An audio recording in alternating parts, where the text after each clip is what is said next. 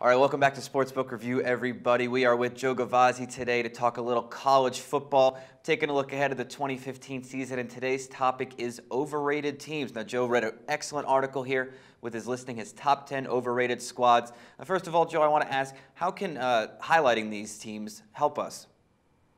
Well, I think that most people at this point of the year, if they're serious handicappers, are looking at who the play on and play against teams might be in the early going. And your play against list should consist of teams that you believe to be overrated.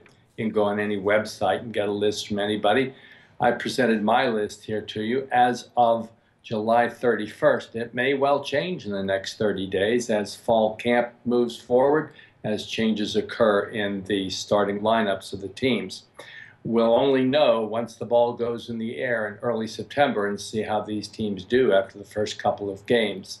What you want to do here is look at teams that might have outperformed expectations in the years gone by, particularly compared to how they did 2 or 3 years ago. That may set up a good spot for these teams to be overrated coming out of the gate. Matt, can you think of any teams that might qualify for this? Well, one that I was really looking for is Gary Patterson's squad at TCU this year. Boy, and why would you be looking at that? Because it's a great example. I think that because they had such a successful season last year that they're in line for maybe a little bit of a downturn. Yeah, I think you're absolutely right. They had a couple of bad seasons. The first year that Patterson was in the Big 12, just 11 and 14 straight up. Then they come out of nowhere to have just a spectacular season last year. Just a high-scoring offense, a really solid defense, as always, for the Horned Frogs. And how about that finish they had?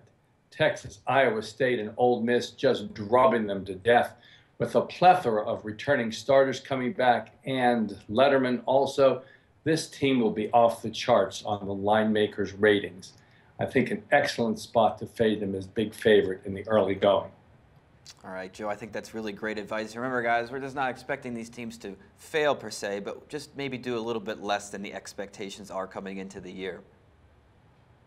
That's exactly right, Matt. So get out your power ratings, see how much the line maker has adjusted these teams year over year. And when you find that he's over-adjusted them more than you think is worthy of their performance in the early going, then you have a team as a fade, even if it's a very good team with a lot of experienced talent. Absolutely. Well, Joe, I want to thank you for coming on today. And guys, we got 9 more teams highlighted in this article. It's a very excellent article. And as always, we'll have it linked right in the description. And we'll be checking back all for the rest of the offseason right here at Sportsbook Review.